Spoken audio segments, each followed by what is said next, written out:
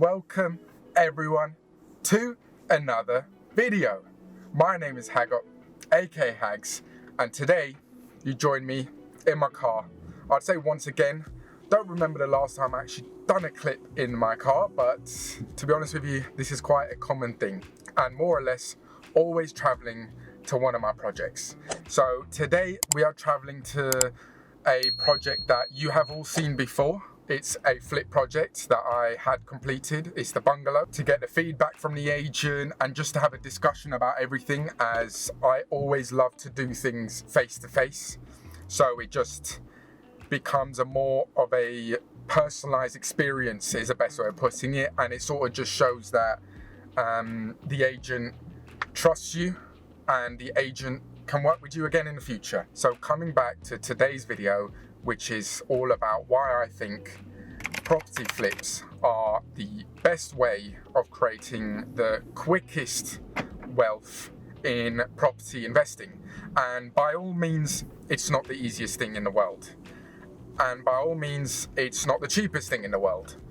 But when it comes to actually generating cash flow where you can put money in and take out in a very quick period of time, you minimize the risk hugely just from doing as much research as possible, speaking to agents and looking online to see resale values of all sorts of properties very similar to your one.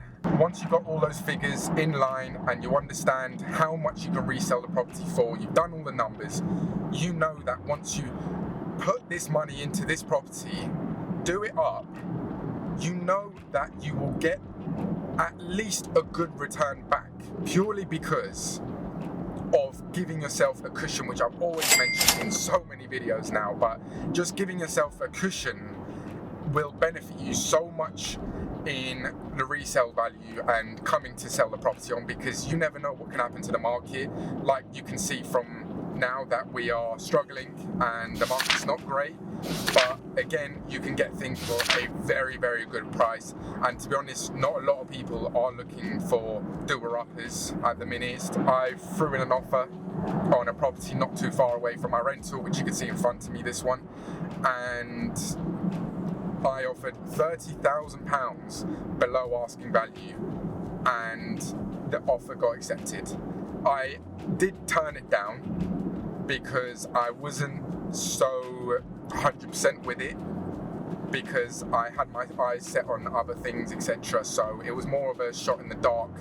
But that just proves that there are properties out there you can get for ridiculously low amounts. And to be honest, that discount is the value of the refurb. And not only that, you're only going to keep this property for about 6 months max. And especially when you do this more often, you'll be able to bring down the time more because you have worked with the builder before, you're using the same builder, you know the area well, and all it takes is to give the keys to the builder and just say, here you go, get on with it, you know what needs doing, great, floor, white walls, the usual, and then you can go visit the property here and there.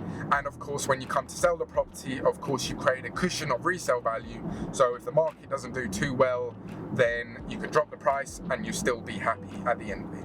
And then that's where you keep recycling the money, you recycle the money. The most I've done actually in one go is, I think, is 2 properties in one go. And if you haven't seen one of my last videos where I mentioned I want to buy land, that is the ultimate goal. So if it's something you're interested in, by all means, go and buy land afterwards. I know you can't start off with flipping properties. It's not as easy as that. You'll have to start off with other things, create side hustles, etc.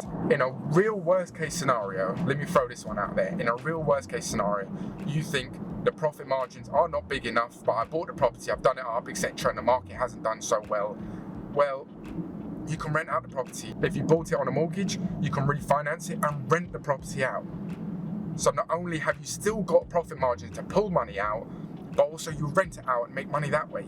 Or if you bought it in cash, you can even leave it on the market for a bit longer, let it sit there for a bit to gain the interest, because someone will want it eventually. Give yourself enough of a cushion where there are always an exit strategy, and that's what you want with property. If you don't have an exit strategy, you may struggle. So I've got about an hour left on this journey, stuck in traffic, typical, But once I'm there, I'll show you that property, and if you haven't seen the series, go check it out, and I'll catch you all at the property.